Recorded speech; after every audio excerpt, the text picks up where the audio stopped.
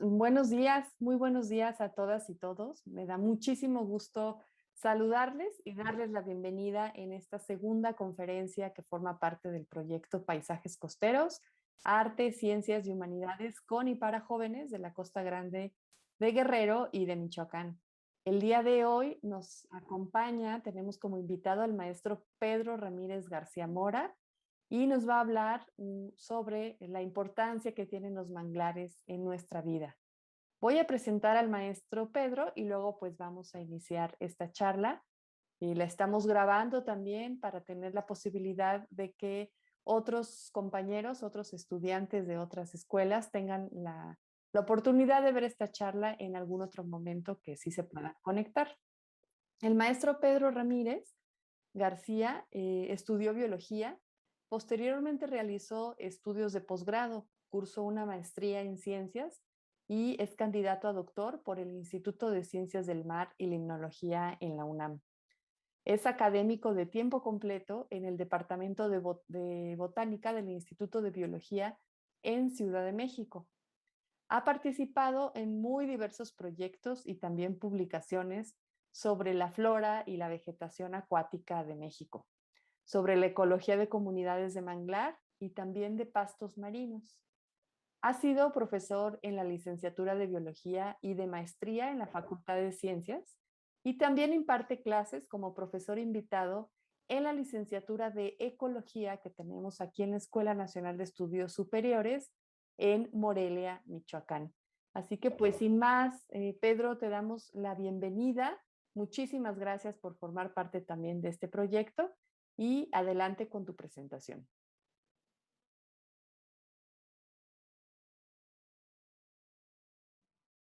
¿Qué tal? Buenos días, jóvenes. Eh, Esta charla que les voy a dar sobre por qué son importantes los manglares en tu día, eh, es una charla que modifiqué un poco para poderlas presentar a ustedes. Casi siempre la he presentado con estudiantes de licenciatura o de maestría.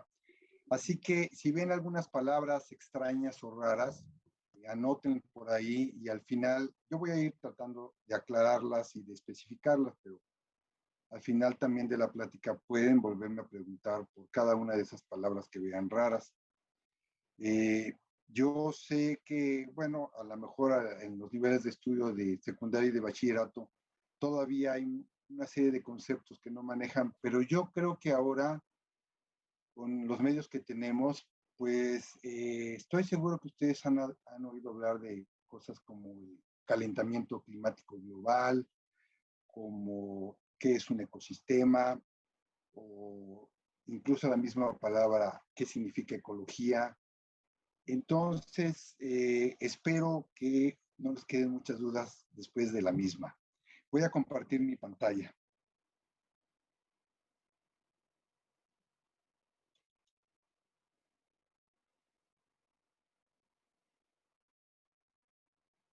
Ustedes me dicen si ya la pueden ver.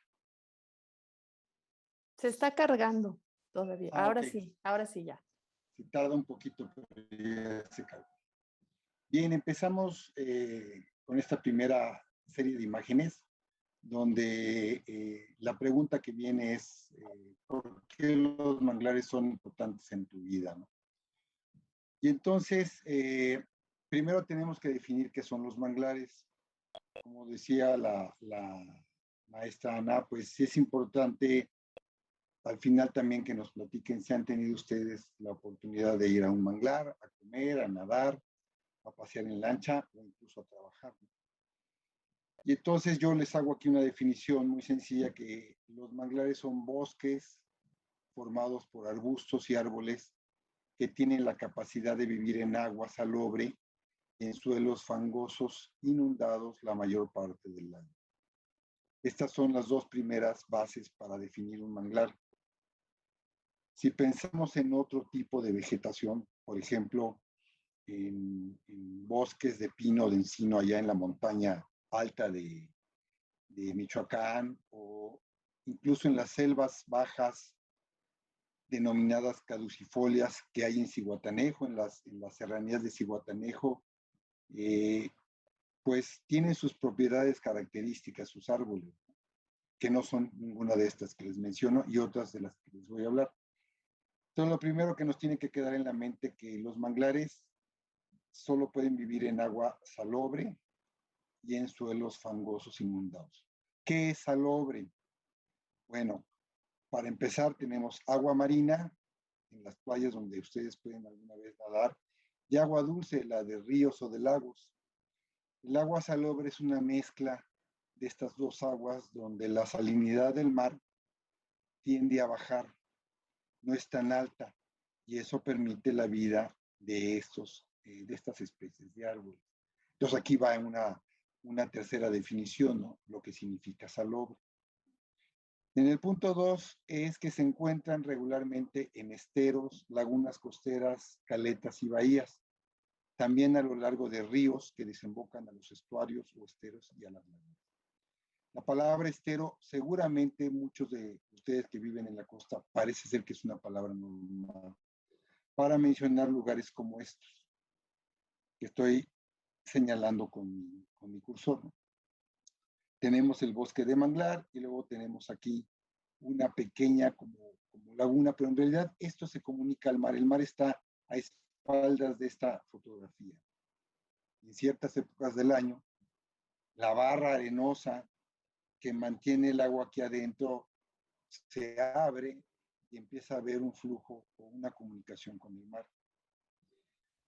Esta barra arenosa se abre o es disuelta o es arrastrada cuando montaña arriba llueve suficiente para que el agua empiece a empujar esta barra arenosa hacia el mar. Entonces, esta es la definición de otra palabra que podría ser rara, pero que en realidad puede estar en nuestro lenguaje común, como es un estero. También se forma a lo largo, como les decía aquí, a lo largo de ríos, ¿sí? Ríos que desembocan al mar y pueden desembocar de diversas formas, no forzosamente van directo al mar. Pueden llegar, chocar con esa barra arenosa, extenderse a lo largo de la barra arenosa y formar una laguna costera.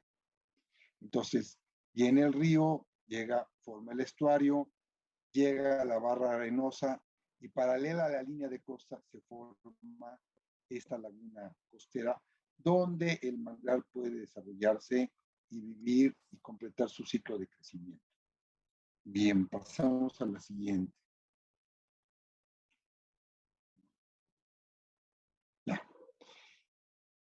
Definiendo nuevamente o continuando con la definición de qué son los manglares, les tengo que decir que están formados, al menos en México, por 6 especies, de las cuales 4 son las más comunes. Usé el nombre científico, aquí lo pueden ver, pero también usé el nombre local o el nombre popular que le dan los pescadores y los pobladores de las riberas del manglar. Entonces tenemos mangle rojo, mangle negro, mangle blanco y mangle botoncillo. Solamente les voy a leer una o dos de estas especies. Por ejemplo, mangle rojo caracterizado por Rhizophora mangle. Mangle negro por Avicennia germina. Mangle blanco por la Uncularia racemosa y mangle botoncillo por Ponocarpus erectus. Y les pongo aquí unas imágenes para que vean, y lo vamos a ir viendo a lo largo de la plática, un ejemplo del mangle rojo. Incluso con la luz del sol se alcanza a ver como colorado. Pero en realidad la denominación de mangle rojo viene al corte de una rama de un tronco porque la madera es roja por adentro. Se debe a que contiene una proteína que se denomina tanino, que le da ese color, que le da unas ciertas ventaja para vivir en este tipo de ambiente. Vean otra cosa del mangle rojo, un montonal de raíces, ¿sí? Un montonal de raíces. Incluso hay raíces que bajan de las ramas y empiezan a anclar al árbol en este suelo fangoso. Del otro lado vemos, por ejemplo, otra especie. En este caso, no se aprecia muy negro, pero los pobladores del manglar le llaman mangle negro. Esa es la Avicennia germina. En realidad tiene una madera un poco más oscura. Este es rizófora, el rojo.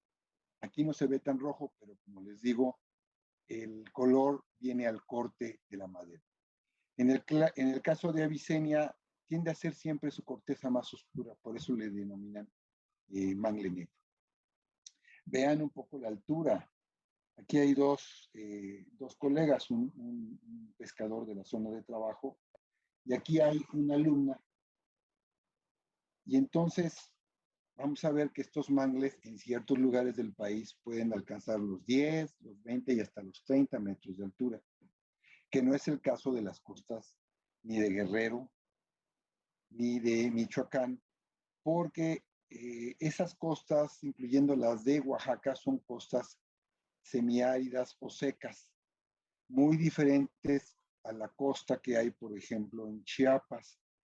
Chiapas es más tropical y más húmedo. En Chiapas puede llover 5 o 6 meses del año y seguramente en las costas de Guerrero y de Michoacán no es así. Bien, esto es para definir qué especies de árboles constituyen el bosque de manglar. Pasamos a la siguiente. ¿Me pierde el cursor? Aquí está, ya. Entonces, ¿qué características tiene el manglar para poder soportar el agua salobre y para poder vivir en sedimentos fangosos inundados? Como ya les mencioné, a diferencia de otros bosques, como los bosques de pino, pues estas características le dan esa ventaja a estos árboles y han podido crecer en este tipo de ambientes y en algunos lugares del mundo llegar hasta ser 60 especies los que componen los bosques de manglar. Entonces, aquí vemos, por ejemplo, algunas de las características. Hay más, pero les quise enumerar las principales. Tienen troncos y raíces que les favorece para vivir en suelos inundados. Ya hablábamos de estas raíces. No todos los árboles las tienen, no todos los árboles de todas las especies. Otras especies tienen otro tipo de raíces para otro tipo de funciones. Tienen glándulas en troncos y raíces que les permiten intercambiar gases como dióxido de carbono y oxígeno. Esto es vital. Si la mayor parte del año, cierta parte del año, tú tienes medio metro de agua o 1 metro de agua, el árbol tiene que tener un intercambio gaseoso para poder complementar su ciclo de nutrición. Y entonces, estas células especializadas denominadas glándulas les permiten esas funciones, ¿no? Pero además tienen otras, aquí en el punto 3, tienen glándulas en tallos y hojas para eliminar sal, como el cloruro de sodio, que es la sal principal del agua de mar o del agua salobre. Hay otras sales, pero vamos a enfocarnos en el cloruro de sodio, que es la más abundante. Entonces, tienen otras glándulas para poder estar eliminando sales constantemente de sus tejidos. Y entonces, estas glándulas, pues las tienes en los peciolos, las puedes tener en estas raíces, o las puedes tener incluso en la parte de atrás de la hoja, que se llama en el envés de la hoja. ¿Sí? Por ejemplo, el mangle rojo, ¿sí? Perdón, en el cuarto punto tenemos el mangle rojo, o sea, el rizófora, además tiene una propiedad muy característica, que es que la semilla germina en la rama del árbol. ¿Sí? Entonces se forma la semillita y ahí colgada empieza a germinar. ¿Sí? Empieza a crecer. Déjenme ponerle la siguiente imagen. ¿Sí? Es esta. Esta es la semilla, pero aquí ya empezó a germinar y empieza a desarrollar una estructura de anclaje que se denomina hipocótilo. Otra palabra rara, pero bueno, ustedes solamente piensen que esta es una estructura especial de anclaje. Cuando esta estructura es suficientemente larga y pesada, se desprende del árbol, o sea, se desprende de la rama donde empezó a desarrollarse, cae al suelo, aquí en esta otra figura, y se clava en ese sedimento fangoso. Y entonces les permite, finalmente esta estructura tiene nutrientes, le permite crecer en este tipo de sedimento y empezar a desarrollarse ya como una plántula y tener ventaja sobre otros árboles de ahí mismo del manglar. Entonces, vean aquí un par de estructuras, un par de hipocótilos, y luego vean aquí, aquí no se alcanza a ver, pero esta era la parte superior, este era lo que estaba acá arriba. Esta plantulita ya se desarrolló, meses atrás empezó a crecer. Esto que se ve aquí son el primer par de hojas o primordios foliares que todas las dicotiledonias, otra palabra rara, tienen para poder desarrollarse, ¿no? Esto la separa de otro grupo de plantas, ¿no? Entonces, aquí está su primer par de hojas, sigue creciendo, sigue creciendo. Aquí seguramente hay unas cicatrices que ya se cayeron y ya nada más podemos ver este par de hojas y este otro par de hojas, mucho más reciente. Entonces, esta es otra característica muy especial del Rhizophyra mangle. No todas las otras especies lo tienen, pero tienen otras propiedades para poder sobrevivir en este sedimento. Bien, pasamos a la siguiente.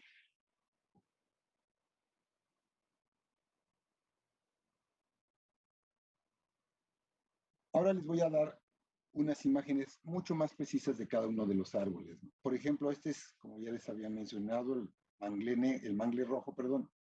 Aquí se ven ya raíces zancudas o fulcrantes mucho más grandes. Esto es lo que define el concepto de fulcrante. No se queden con esa palabra, quédense con la palabra zancudas. Sí, que son estas raíces que van creciendo y van creciendo. Entonces va creciendo el árbol y va creciendo la raíz. Y a veces estas raíces pueden tener 5 metros de altura. Les estoy hablando de los manglares de Chiapas, no los de las costas de Guerrero, Michoacán. Y bueno, esto permite que el árbol tenga la posibilidad de crecer más alto sin correr el peligro de caerse por vientos o por marejada. Otra característica ya propia del mangle rojo tiene que ver sus flores. En este caso, el Rhizophyra mangle solamente presenta 2 grupos de inflorescencias, cada una con 4 flores. Pero la otra especie, que es Rhizophyra harrisoni, que nada más crece en Chiapas, tiene inflorescencias con más de 20 botones o flores. Y entonces pueden ver la diferencia, ¿no? Otras características como el tamaño de la hoja, por ejemplo, son más relativas, no tienen tanta importancia para definir la especie, pero esta característica de reproducción, que es el número de flores, sí lo es. Pues bueno, quédense con esta imagen de lo que es un mangle rojo. Pasamos a la siguiente. Otra imagen, este es Avicennia germinas. Aquí sí se ve el tronco más oscuro. ¿Sí? También tiene que ver mucho la luz del sol, pero en realidad, pues, cuando uno camina por estos manglares, puede uno observar que su corteza es más oscura. Entonces, este es el negro, el mangle negro. Cuando uno trabaja en estos ambientes, pues, casi siempre está uno con el agua, pues, a los tobillos, a la rodilla y a veces a la cintura. Sin embargo, en los manglares de las costas secas, hay varios meses del año que incluso el suelo está completamente seco y es mucho más fácil trabajar. Una característica particular del mangle negro es este tipo de raíces. Se llaman neumatóforos y quédense con la palabra que son raíces aéreas. Crecen en el sentido inverso a las raíces normales de cualquier otro árbol. Y este tiene de las dos, tiene aquellas que les dan soporte, pero tiene estas que les permite intercambiar gases con el medio ambiente. Inclusive la altura de este neumatóforo llega a marcar la altura máxima de la marea en cierta época del año. Entonces crece en concordancia a esa necesidad de poder estar intercambiando gases con el medio ambiente. Aquí les pongo un acercamiento de las hojas y de las flores de esta especie. Si ven, el color de la hoja es un poquito más pálido, pero esta es la especie que tiene glándulas en las hojas. Y entonces ustedes pueden tomar el en vez de esta hoja, probarlo y sabe a sal. En algunos lugares no solamente lo conocen con el nombre de mangle negro, también le llaman madresal, porque los pobladores pues lo asocian a que tiene esta salecita por atrás de la hoja, ¿no? Entonces, otra característica ahora muy particular de Avicennia germinans. La siguiente especie, la Uncularia racemosa o mangle blanco. Si caminan ustedes por un manglar, van a encontrar árboles a lo mejor más pequeños que este. Inclusive vean aquí que tenemos el mangle negro hermanado con el mangle blanco. Entonces tenemos la Uncularia y Avicennia creciendo juntos. Me gustó tomar esta foto por este abrazo de hermanos que se dan los árboles, pero sí se puede apreciar muy bien el color de su corteza y hasta la forma de su corteza. Pueden ver en la Uncularia que es como en tiras, en bandas, que le dan este color blanco. Esto sucede cuando esta corteza que cambia cada año se seca, la tira y viene atrás de ella una corteza nueva. Entonces, bueno, vean la diferencia. Y aquí tenemos un acercamiento a sus hojas y a sus flores. Aquí la hoja de la rama que sostiene, o el peciolo se llama así, que sostiene la hoja, es la que posee un par de glandulitas. No se van a apreciar en las fotos, pero créanme, aquí en la base del peciolo, cuando está unido a la rama principal, tiene un par de glandulitas y por ahí está excretando sales. Entonces, una estructura especializada de este mangle, el mangle blanco. Vean aquí sus flores, son más pequeñitas, más diminutas, y este ya es la formación de un frutito. Algunas semanas después, este frutito se oscurece y cae al sedimento fangoso, se hunde y empieza su proceso de crecimiento. Muy bien. Pasamos al cuarto mangle, de los más conocidos en todo México y en las costas de Guerrero y Michoacán, que es el mangle botoncillo o conocarpus. Vean su corteza, se parece un poco al del mangle blanco, sin embargo, la corteza de este árbol además es como muy caprichosa. Empieza como a torcerse, como a doblarse todo el tronco y sí le da una forma diferente al tronco, por lo cual también puede uno identificar a la especie. Pero lo más fácil es ver sus frutos, que son unas especies como de bayas o canicas o fresas, pero no son rojas, son verdes, pardas o cafés. Les pongo el ejemplo con las fresas, porque al igual que la fresa tiene esos puntitos que en realidad son sus flores. Y entonces, la gente que vive a las orillas de las zonas de manglar lo identifican como mangle botoncillo. ¿Sí? Es la denominación por esa bolita, ese botón que da en sus flores y en sus inflorescencias. Y entonces, ¿qué pasa? ¿Qué característica tiene este árbol de manglar? En la época de mayor sequía, que es la época de estiaje, más o menos en la costa de Guerrero y Michoacán, abril y mayo, incluso a lo mejor un mes antes, todo el follaje, o casi todo el follaje del árbol es desprendido. Y entonces en el suelo, ustedes pueden observar tapetes de hojarasca de varios centímetros de espesor. Bueno, ese es un mecanismo de este árbol para eliminar sales. Cuando ya viene la mortalidad o senectud de sus hojas o caducifolia o efecto caducifolio de sus hojas, el árbol concentra todas sus sales en esas hojas y las tira al suelo. Y entonces, bueno, este sería el mecanismo principal de este árbol para poder vivir en este tipo de ambiente salobre y fangoso. Pasamos a la siguiente. Ustedes o algunos de ustedes vecinos del manglar, seguramente algunos conocerán la laguna La Salina, otros conocerán la laguna Potosí.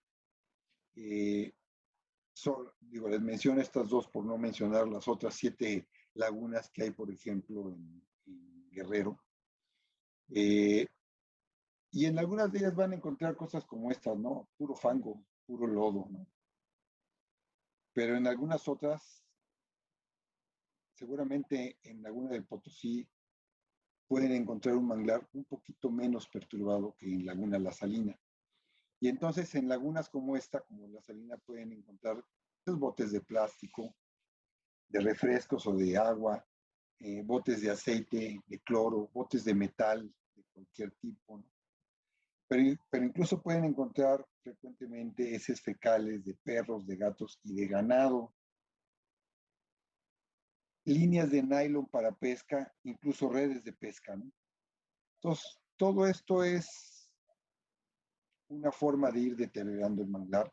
Y más adelante vamos a hablar de la tala con fines económicos que van poco a poco mermando pues el ciclo de vida de los árboles del manglar y van mermando o van minando su existencia. Bien, creo que sí. A ver, es la que sigue. Aquí es donde voy a hablar de por qué es importante manejar algunos datos acerca de cuánto hemos perdido de manglar. Este es un trabajo de la Conavio, lo pueden encontrar en línea, y durante muchos años han ido haciendo evaluaciones, a lo mejor desde el 2015 para acá, pero como se cuentan con fotografías aéreas e imágenes de satélite, han hecho evaluaciones de la cobertura del manglar por estado, Baja California, Baja California Sur, etcétera, hasta llegar a Guerrero. Y entonces han podido identificar para estas décadas, ¿no? 1970 y 1980, cuánto manglar existía, por ejemplo, en las lagunas costeras de Guerrero. Aquí hablamos de que para esa década teníamos más de 16,000 hectáreas.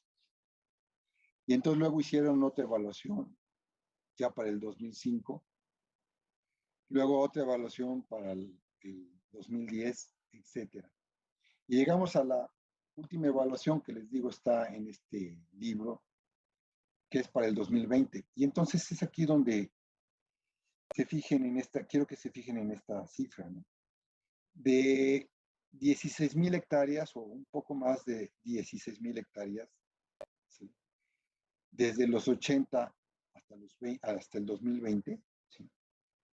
Guerrero ha perdido más del 50% de su superficie de minerales. O sea, llegamos a un valor de casi 8,000 hectáreas, ¿no? 7,730 hectáreas. Es lo que le queda al estado de Guerrero, de manglar. Y pues la idea de esta plática es que ustedes se pongan a pensar si quieren perder o quieren conservar ese manglar. Hay otros estados que tienen cantidades más grandes y que no han llegado a este porcentaje de pérdida. Les quiero poner aquí algún número, ¿no? Por ejemplo, Sinaloa.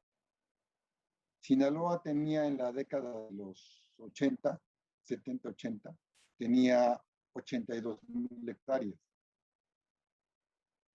y actualmente cuenta con 76,000 hectáreas. Ha perdido, ¿sí?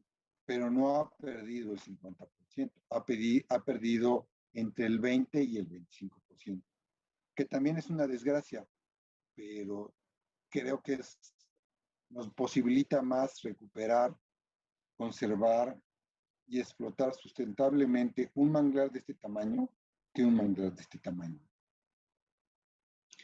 Y entonces, les continúo poniendo aquí. Ya está. Ahí, me pasé. Aquí está. Aquí hay otros valores y otras cifras para Oaxaca, para Chiapas, etcétera, ¿no? Y si revisan ustedes el libro y revisan esta tabla, van a confirmar lo que les digo. O sea, Guerrero es el estado que más porcentaje de manglar ha perdido en una serie de años comparativos como este. Y entonces, pues sí, hay que poner atención en eso porque, pues finalmente, aunque a nivel nacional tenemos más manglar, miren, esta es la suma total para aquella década, 856,000 hectáreas. Para el 2020, pues teníamos ya 905,000 hectáreas. O sea, diríamos, bueno, pues ya se recuperó. Sí, pero no se recuperó en el estado de Guerrero. A lo mejor se recuperó en Yucatán o a lo mejor se recuperó en Sinaloa. Y lo que nos interesa es ver cómo podemos empezar a salvar el manglar de las costas de Guerrero y Michoacán. Michoacán tiene muy poquito, en general por sus condiciones costeras, pero también, aunque sea muy poquito, vale la pena conservarlo. Y ahorita vamos a ver por qué. Miren, esto es cómo queda un manglar después de que ha sido talado y ha sido pastoreado. O sea, a esto se le llama vegetación secundaria. Muchas veces está lleno de matorrales espinosos. Realmente son lugares muy tristes para ver. Cuando el manglar está talado y es expuesto a la insolación durante meses y durante años, el sedimento, además de que se vuelve más salino, se vuelve, se quiebra, se raja fácilmente. Entonces es muy difícil que ahí pueda volver a crecer vegetación alguna.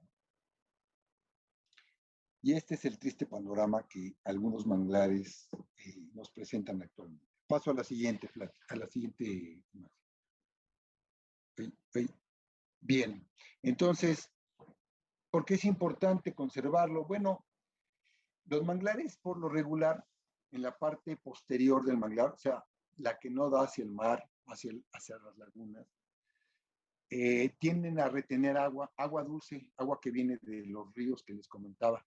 Y en esa agua dulce crece o crecían selvas bajas inundables, selvas medianas inundables, perdón, y hasta selvas altas inundables. Muchas de ellas han desaparecido porque, pues, sobre todo los intereses comerciales de ganaderos, pues los han usado para meter ganado. Y en esas selvas inundables había árboles como este, ¿no? Este es una paquira acuática. Estamos en la barra de Tecolutla, Veracruz. Y le pedí a mi alumna que se sentara para que vieran aquí un poco la longitud de estos contrafuertes. Estos tienen 7 metros, pero hay árboles que tienen 14 metros de contrafuerte. Y el árbol es enorme, más de 30 metros de altura. Obviamente está acompañado por otra vegetación de zonas inundables, árboles, arbustos y herbáceas. Y bueno, una vez que matas al manglar, pues también te llevas entre los pies o entre la tala mucha de esta vegetación que forma parte de cadenas interesantes de alimento que finalmente nos vienen afectando. Tenemos helechos, no sé por qué no cambia con facilidad. Tenemos orquídeas de diferentes especies. Estoy hablando de los manglares, todo lo que podemos tener en compañía de las selvas inundables. Seguramente los que han ido al manglar han visto diversas especies de moluscos y de crustáceos como cangrejos. Pero ahí vienen, digamos, las especies comerciales que nos gusta ir a comer al manglar y que luego podemos tener en nuestra casa, como las jaivas o los camarones, ¿no?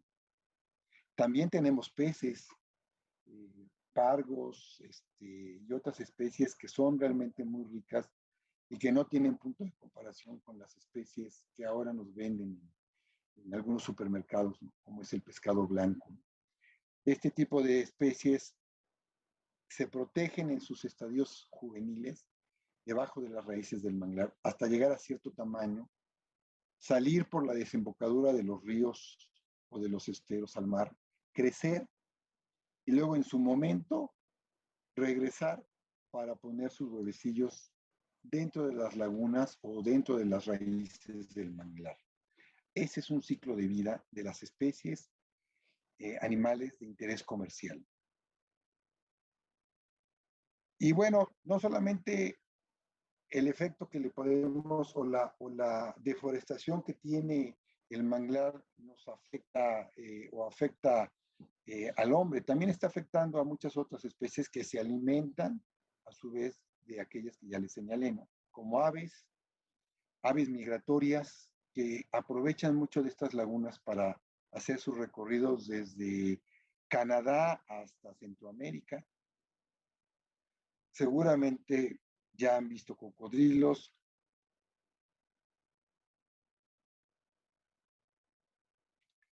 Y bien, pues para poder darles una idea de cómo es posible, perdón, me pasé, mantener estos sitios con vida, estos manglares con vida, pues hay que hacer una serie de estudios, ¿no? Y la idea es poderlos invitar a que pues vayan formándose la idea de que pueden formar parte o que pueden contribuir al conocimiento sobre estas especies, ¿no? Trabajar en el manglar es divertido, es pesado, pero nos ha dado gusto, por ejemplo, en Barra de Tecolutla, trabajar con pescadores que perdieron su manglar y a los años perdieron su pesca y ya más años después estoy hablando de los jóvenes, estos son los nietos de los pescadores de la Barra de Tecolutla, en donde pues su actividad principal ya es nada más el turismo. Y no obstante, así se han dado cuenta ahora que el mismo turismo va degradando su manglar o lo que les queda de su manglar. Y entonces nos invitan para desarrollar programas de pues, cómo pueden conservarlo y empezar procesos de reforestación exitosos. No se trata de sembrar millones de árboles y luego no te queda nada, sino planear a largo plazo proyectos de reforestación que sean exitosos, pues también a 10, 20, 30 años, ¿no? Y entonces nos ayudan a medir las características estructurales de la vegetación, su altura, su diámetro, etcétera, identificar las especies. Nos ayudan también a obtener muestras de agua y de sedimento para analizar y conocer las condiciones de ese sedimento que tiene actualmente el manglar ya perturbado.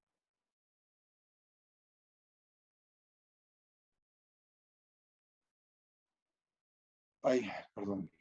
Y entonces, bueno, ya brevemente les tengo que platicar que parte de ese trabajo involucra pues conocer las especies, conocer la densidad, conocer la cobertura que tiene el bosque de manglar, como ya les había mencionado, su altura, su diámetro.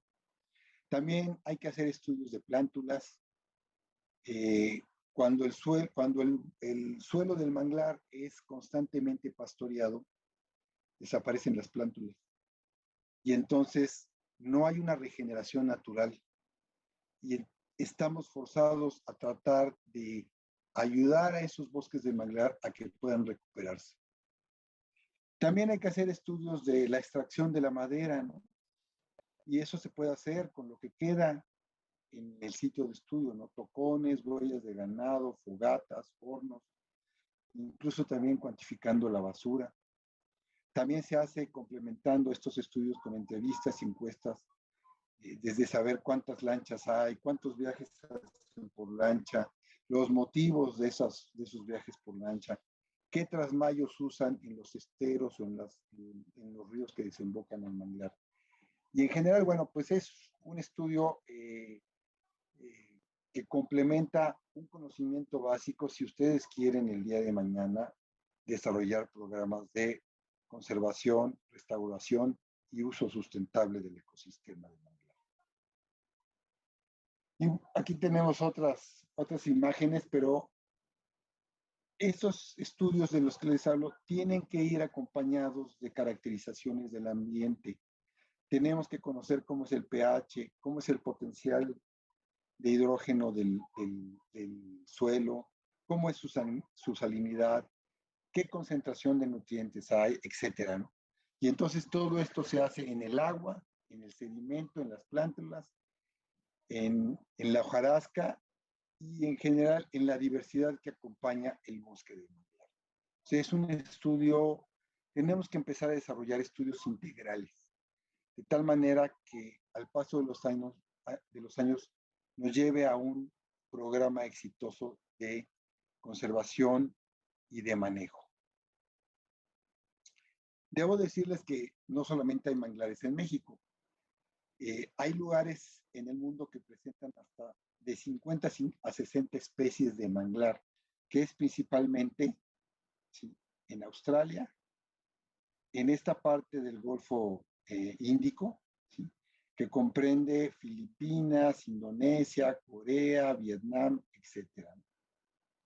Entonces, imagínense la diversidad, y hay bosques de manglar aquí enormes, así, que pueden ocupar, no sé, el estado de Chihuahua y Durango juntos. Les estoy hablando de un lugar que hay en Bangladesh, ¿no? Y bueno, la diversidad para nuestro país, ya se las dije, son 6 especies, y bueno, sí es bastante más reducida, pero tenemos una superficie que nos ubica entre el cuarto y el quinto lugar de cobertura forestal, lo cual es muy honroso y orgulloso, sí. O sea, de todos los lugares en el mundo tenemos el cuarto y quinto lugar. Esperemos lo conservemos y no vayamos degradando nuestros bosques. Maestro Pedro, perdón la interrupción, pero me gustaría Sí, ir ya se cerrando. acabó el tiempo. Exacto, sí, Sí. gracias. Bueno, muy bien, sí. Entonces, miren, me voy a saltar algunas cosas. Prácticamente esta era la parte más difícil de la plática. Tiene que ver un poco con esta, ay, me pierde el cursor, esta triste realidad que tenemos de cortar el manglar, o quemarlo, y hacer desarrollos como salinas o cultivo de camarones, o sembrar lo que se les ocurra a lo largo de los ríos donde había manglar, ¿no? Y tener este tipo de ambientes ahora, ¿no? Ambientes yermos donde solamente pasta ganado. Y decirles que en general la desaparición de ecosistemas como las marismas, los manglares o los pastos marinos nos ha llevado a contribuir hasta con el doble, casi 5,000 millones de toneladas de carbono al año a la atmósfera. De ahí viene ese concepto que les decía al principio, que ustedes deben de conocer, el calentamiento global, ¿no? Y entonces, estas emisiones de gases, tanto por el manglar como por los otros ecosistemas, van año con año incrementando y van año con año afectando nuestro entorno general de vida. Por eso creo que es importante conocer y conservar el manglar.